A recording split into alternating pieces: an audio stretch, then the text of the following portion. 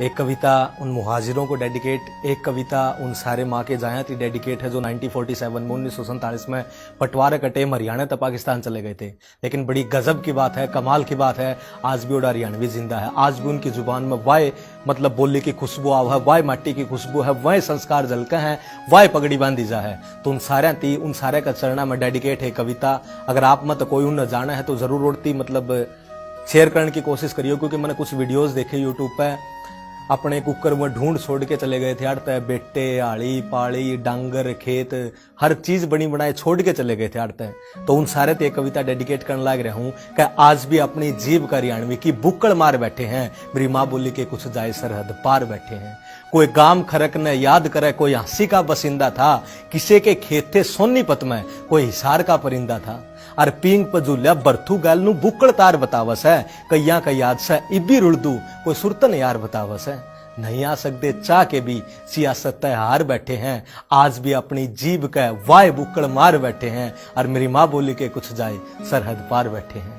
बंटवारा में किसी की बाण रुड़ गई थी, किसी का भाई कट गया था, कोई कुआड़ी गंडासिया तो मार दिया, कोई चलदा चलदा डट गया था।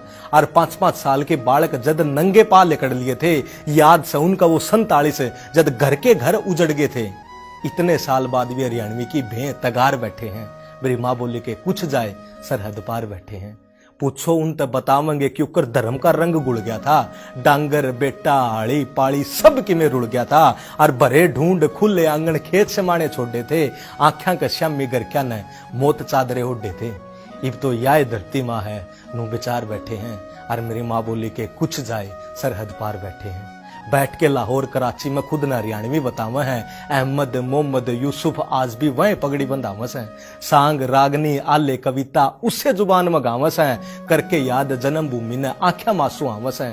राखे कल्चर ने जिंदा कई साल तक बाहर बैठे हैं, कर राखे कल्चर ने जिंदा कई साल तक बाहर बैठे हैं, मेरी माँ बोली के कुछ जाए सरहद पार बैठे हैं।